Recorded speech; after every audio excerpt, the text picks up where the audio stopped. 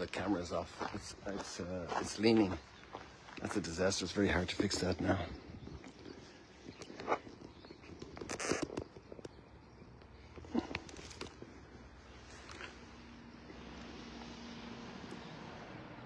I think we straightened it out a little bit, but we'll just live with it. So people, God bless you, good morning. Well, there's nobody here yet. Now somebody has come in here from Beersheba.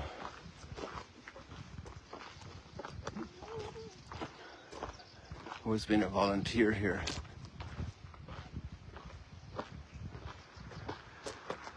So people, good morning. Look at all the flowers here. They're so beautiful.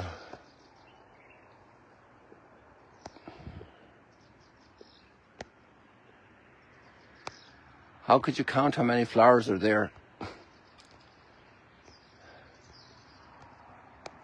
And how many birds are singing?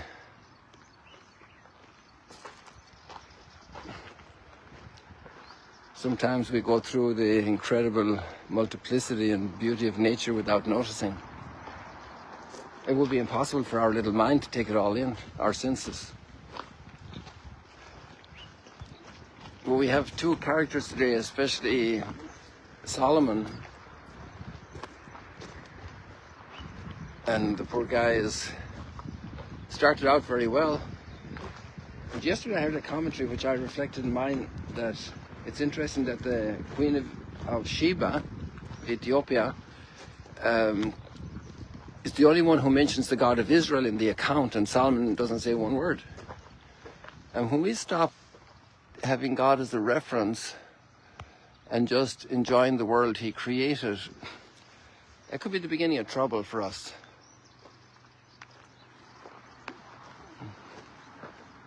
Because God gave us all these creatures, myriads of flowers and birds and plants and foods and minerals and gold. His palace was in gold. But it's so easy for our heart to neglect the creator of it all, for whom we're created to live eternally, loving him with all our heart and all our soul and all our mind in this world and forever in glory. That's our identity. That's who we are. And we can miss the train. It's amazing. It's terrible to miss a train, isn't it? Or a plane. Or when the snowstorm comes and cancels 1,000 planes or 10,000 planes. It's a terrible burden on people to miss the plane. And Solomon has it all.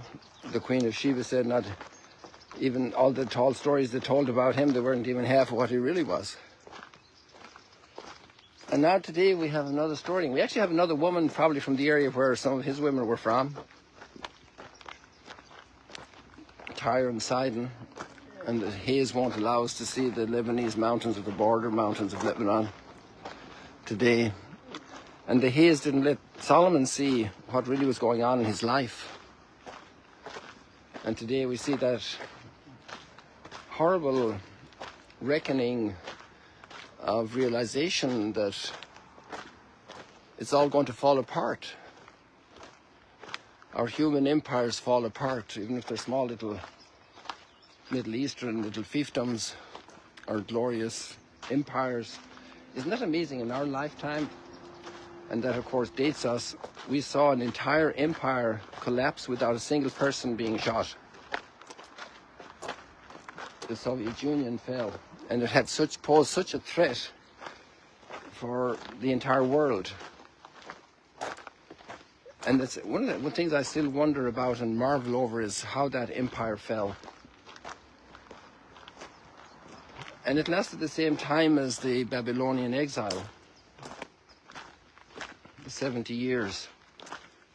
1917, 18, 19, 20, 1989. The fall of the Berlin Wall. And the thing started to crumble already in Poland. And they purported to defend the rights of the poor and the worker with the communism, but it was the workers who rose up against it because they were being completely deprived of their liberty and dignity and their freedom by the system.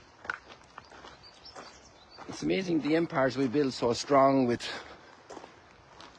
fascinating teethed instruments of war. Look at those birds! Look at those birds. I've got to catch this. Guys, this is just awesome.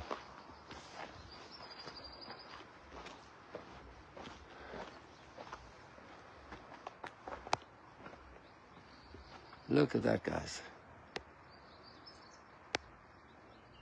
It's not every day we get special effects like this. Yesterday we got some very white birds, but after we were finished, and there was a whole slew of them up here. I'm not sure. I'm not sure if I got some on the Instagram with Pastor Randy yesterday. But up here, a little bit further north here, 300 or 400 yards, there were like thousands of huge white birds. Some type of crane, probably. And they were fluttering on the water, making so much, an orchestra of wing flaps hitting the water as they landed and splashing as they took off.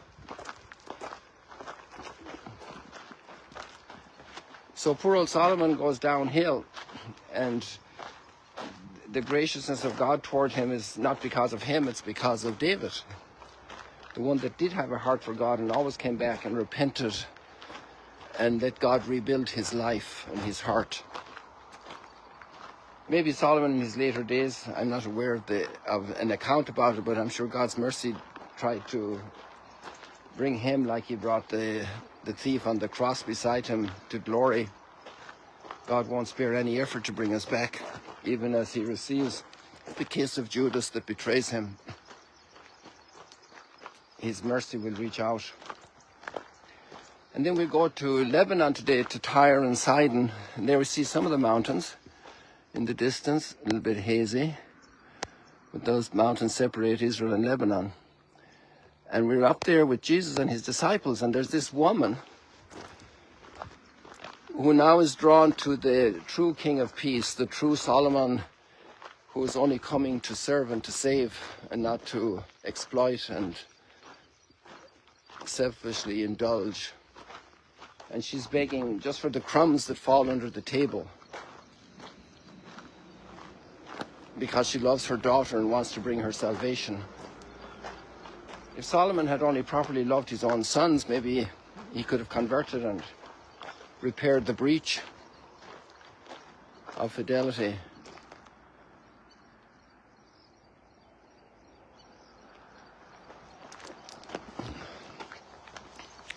I like the line of the psalm, but I haven't prepared the other text right now. Is your text open?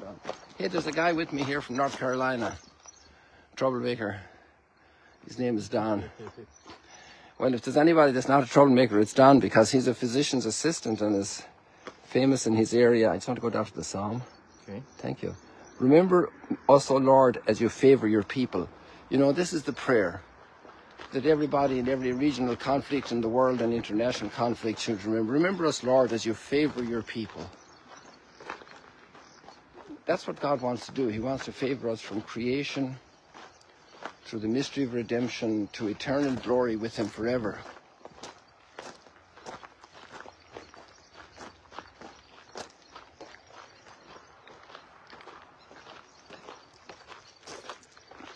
There's so many bumps along the road. Maybe there's thorns, maybe there's a nail, maybe there's a piece of broken glass. And we get cut and we scream. Remember us, Lord, as you favor your people. I think we leave it like that. And look, we have a great place for a selfie. Oh, wow, look at all these flowers. So we have a great place for our closing selfie. If you want to come over here, Don. We got it here. This is good. So people, there's a lot there to digest in the readings today. See you later, alligators. This is Don Bulla. He's here with his wife and with the pastors. And just an extraordinary story that's going to be emerging little by little. And let's look at those flowers again here close. Actually, they're very close. We can look at them, and there's Mount Arbel behind us.